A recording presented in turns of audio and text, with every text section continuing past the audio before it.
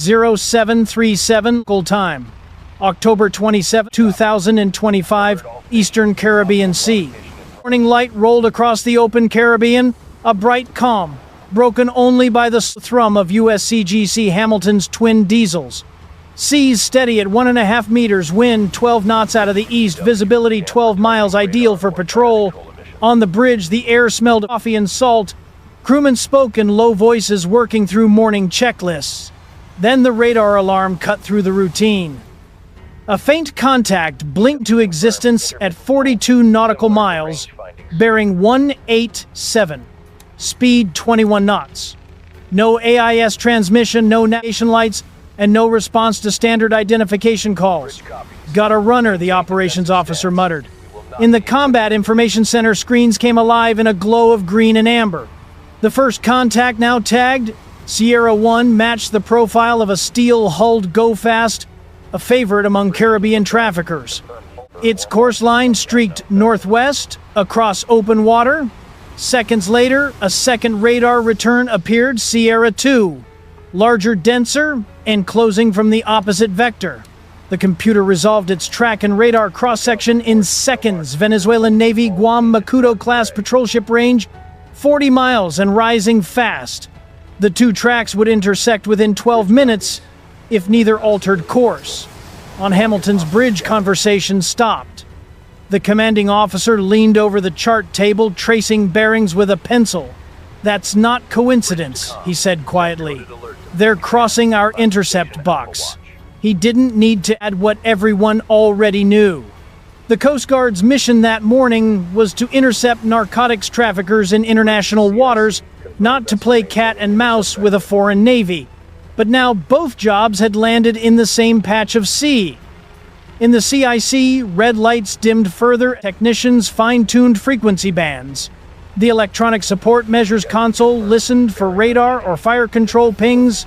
None yet. The surface plotting display showed 3 icons. Now the Hamilton, the Go Fast, and the Venezuelan patrol ship, all moving in a tightening triangle. Above the main screen, a single line glowed. Live feed sector Key West, divided by Jayat F South. Every frame was being transmitted in real time to command. The captain's voice came through, calm but clipped. "Hold course. Record everything." At 0741, the bridge attempted standard hails. "Unidentified vessel. This is United States Coast Guard, Cutter Hamilton, operating in international waters. You are closing at high speed. Identify yourself immediately." Silence. Then static. "Try channel 13, the comms officer said. Another hail. Nothing. The Venezuelan ship continued on its vector speed, increasing to 22 knots, bow cutting the swell clean in half. Through binoculars, its outline came into focus. Gray hull forward gun mount radar dome turning. Definitely military, not commercial drift. The silence itself had become a message. The captain gave a simple order. "Set condition 3. Launch prep for the Dolphin." The deck crew moved fast. On the flight deck, the orange and white MH-65 Dolphin helicopter rolled into position, blades folded out under the morning glare. Fuel hoses snapped free. The rotors started to turn. Below deck, the 26-foot over the horizon RHIB was armed cameras, activated body cams recording every motion. The cutter shifted from patrol to intercept mode in less than 2 minutes. Efficient, deliberate, rehearsed 100 times before. At 0746, the Dolphin lifted from the deck, rotor wash scattering spray over the stern. From its sensors, the scene widened. 3 vessels, 3 agendas, 1 smuggler fleeing, 1 Navy ship maneuvering to interfere, 1 Coast Guard cutter holding the thin line between law enforcement and confrontation. Inside the CIC, technicians tracked bearings and closing speeds. The collision plot tightened. The Venezuelan patrol ship's course would pass less than 800 yards from Hamilton's bow. "Maintain speed," the captain ordered. "We give them the right of way, we hand them the native." The helmsman's hands tightened on the wheel. "Aye, sir," holding steady. The tension climbed quietly like heat under steel. At 0749, the Go Fast turned sharply north, straight back into the intercept zone. Whether by panic or plan, it dragged both larger vessels into a collision triangle. They're using us as cover, the XO said. The captain nodded once. Then we'll use the rulebook. The RHIB splashed down, engines roaring as 6 boarding officers throttled up. Spray glittered in the sunlight as the inflatable surged forward, bow leaping through the chop. Overhead, the Dolphin fired a single red flare non-lethal international signal for danger, streaking across the sky between both warships. The flare burned crimson, reflecting off Hamilton's bridge windows and the gray hull of the Venezuelan ship. For 10 seconds, the sea fell silent. Engines idled, radios hissed. Every man aboard felt the weight of those seconds, proof that peace at sea often balances on a thread thinner than radar paint. Then, the chase resumed. The RHIB carved through the waves, closing meter by meter. The cutter held course instruments, steady cameras rolling. The morning sun climbed higher, glinting off steel and spray as the United States Coast Guard prepared to make contact under the gaze of a watching world. From the bridge of Hamilton, the scene unfolded in real time, across screens and binocular lenses, a choreography of power, discipline, and tension. At 0757, the RHIB closed in on the go-fast spray bursting over the bow like shards of glass. The Dolphin helicopter hovered at 400 feet, its optical turret painting infrared light over the chase. Inside the cutter's Combat Information Center, operators spoke in clipped tones range to target bearing drift closing velocity. The air was thick with the hum of electronics and the rhythmic tap of keyboards. On the video feed, the smuggler's boat pitched wildly in the swells. 3 heat signatures crouched low near the stern, tossing objects overboard, packages bursting into white plumes on radar. Evidence dump confirmed the sensor tech called out. Record everything. Aboard Hamilton, the commanding officer watched the convergence of 3 vessels on the tactical screen. The Venezuelan patrol ship Sierra II had now altered course to shadow Hamilton's starboard quarter, maintaining a distance just under 1,000 yards. Its speed matched the cutter's perfectly, as though tethered by invisible wire. Bridge CIC Venezuelan hull, now 0.8 nautical miles, bearing 130 relative, the watch supervisor reported. Copy, the captain replied. His eyes didn't move from the window. Keep them there. Don't blink. On the starboard wing, sailors scanned through binoculars. The Venezuelan ship loomed against the morning glare, deck crew visible along the rails, helmets glinting. A forward gun mount turned slightly off-axis, high enough to signal readiness, low enough to deny threat.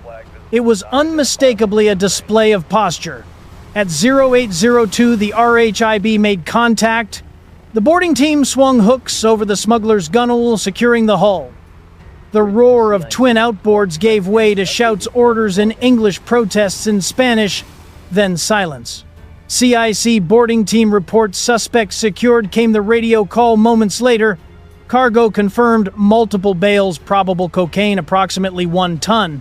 Copy, RHIB, the XO answered. Maintain chain of custody. We've got company watching because the Venezuelan ship hadn't turned away. It was closing. 0806. The CIC radar showed its course, tightening toward Hamilton's flank. Bearing difference down to 70 degrees range, shrinking by tens of yards. The electronic support console registered a faint X-band spike radar scan mode, not fire control, but close enough to prickle every nerve.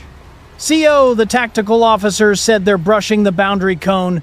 Noted the captain said calm and steady. We stay legal, we stay filmed, we stay professional. He stepped onto the bridge wing. The morning wind tore at his jacket collar, the scent of aviation fuel thick in the air. Out across the sea, the Venezuelan cutter's turbines growled low and even. Between them stretched a mile of blue water, now tense enough to hum. Inside the CIC, every station worked the playbook. One operator logged bearing to the 10th range to the yard RPM estimates by wake morphology. Another annotated AIS silence, persistent. On the large repeater, display a green wedge, marked Hamilton's safe water cone, the space no foreign ship was allowed to breach. Helm maintain 20 knots, steady course 085, the captain ordered. Aye, sir, 20 knots 085. On the aft deck, the RHIB returned engines roaring as it surged up the cradle. The boarding officers were soaked faces, streaked with salt spray and adrenaline. Evidence crates gleamed wet and white under the deck lights. Cameras rolled as crew members logged timestamps and sealed each package. The Coast Guard's discipline was methodical, almost ceremonial. Every clip, every tag, every word recorded. 0812. The Dolphin helicopter banked wide, circling both vessels in slow arcs. From above, the geometry was perfect. One smuggler subdued, one cutter holding course, one foreign warship pressing the edge of provocation. The pilot transmitted a single-coded burst non-lethal laser pointer flashing across the Venezuelan bridge, a silent warning recorded in the optical log. On Hamilton's bridge, restraint felt physical. Shoulders locked, jaws set, breaths measured. Every instinct screamed to act, but professionalism meant endurance. We don't drift into their narrative, the captain reminded. They want reaction. We give procedure. At 0816, the Venezuelan ship crossed within 800 yards, dangerously close. Its searchlights blinked, once white cones sweeping the sea like a stage performance. No voice transmission, no signal flags, only visual dominance. They're filming, the XO muttered. They want the footage. Good, said the captain. So do we. 0819. The Dolphin called bingo fuel and turned toward Hamilton, still recording every second. The Venezuelan ship matched speed again, bow pointed dead ahead, both hulls now locked in parallel like mirrored steel. The only sound was the sea itself, engines thrumming under the skin of the water. In the CIC, someone whispered, "It's like a duel without bullets." Exactly, said the watch supervisor. And the one who flinches first loses. By 0822, the sun had risen high, flattening the sea into sheets of blinding silver. The cutter held steady. The Venezuelan ship held its line. Between them stretched 1,000 yards of silence, charged and deliberate, a balance so fragile that even the gulls circling above seemed to hesitate before crossing it. At 0827, the tension finally began to break, but not with words. The Venezuelan patrol ship's turbines changed pitch, a deep mechanical sigh that rippled across the flat sea. The ship held its position for nearly a full minute, then slowly angled west. No radio signal, no flag salute, just a measured withdrawal, deliberate and ceremonial. Its wake shimmered under the late morning sun, widening across the water like a fading scar. On Hamilton's bridge, the commanding officer gave a single nod. Maintain visual until she's out of radar range. The reply came in unison. Aye, sir. The CIC logged every frame. At 0831, the Venezuelan hull dropped below 2 miles. At 0839, she was just a faint echo on radar, her transponder still silent. Hamilton eased her throttles, returning to patrol speed. The captain stepped inside the bridge, poured a cup of coffee, and finally let out the breath he'd been holding for nearly an hour. Log it, he said. Hostile interference. No engagement. That short sentence would soon echo far beyond the Caribbean. In Washington, it was 0827 Eastern Time, and the video feed from Hamilton had already reached the National Security Council. Analysts from the Pentagon, Homeland Security, and the State Department watched the standoff replay in silence. On the large situation map, 2 colored icons, one red, one blue, circled each other, refusing to collide. The term scrolling across the briefing screen read, "Gray Zone Maritime Interference." It sounded clinical, but everyone in the room understood its weight. For weeks, Venezuelan patrols had shadowed American operations near Grenada and Dominica. Angry, after 2 drug smuggling boats linked to their navy were destroyed in joint U.S. Coast Guard Navy actions, Caracas had accused Washington of maritime aggression. Now, with the Hamilton footage, the United States had evidence that Venezuela had escalated again without firing a shot. The NSC's senior director spoke first. This was designed to test our nerve, not our guns, and asked the National Security Advisor. We passed, the director said. They wanted a reaction for propaganda. Instead, they got restraint on tape. Back aboard Hamilton, the crew cleaned down the flight deck. The Dolphin helicopter was refueled and secured.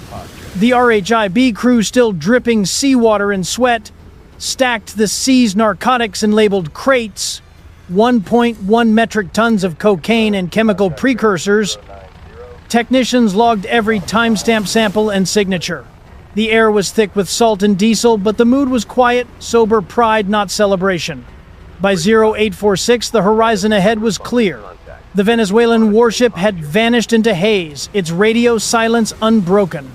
Above a Navy Pate, Ampere's Poseidon orbited at altitude, relaying high-resolution imagery back to Florida.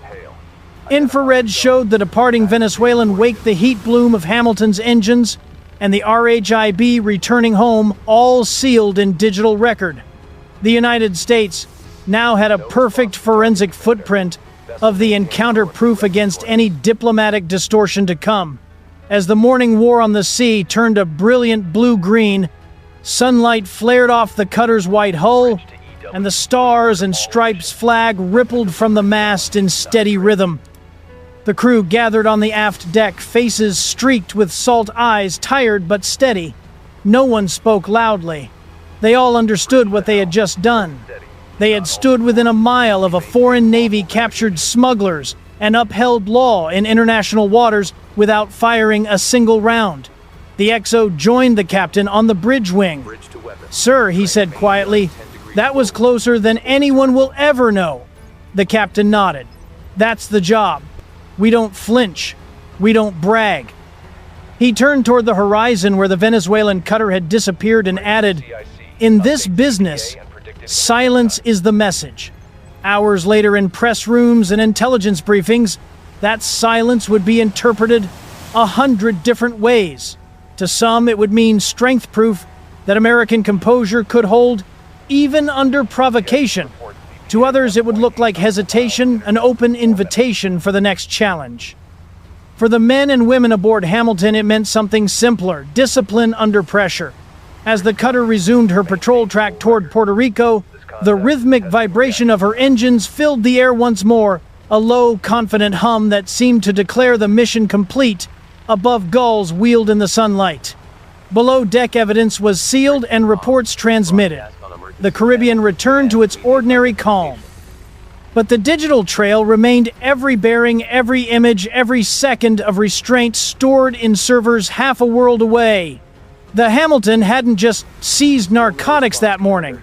She'd proven that American resolve doesn't always roar, it can whisper too. If you believe real strength lies not in firepower but in control, join the conversation. Leave your thoughts below. Was restraint the right call, or should America answer gray zone provocation with firmer deterrence? Subscribe to Military Power, stand with the fleet, and help us tell the real stories of courage and discipline. At sea, where history is still written in silence.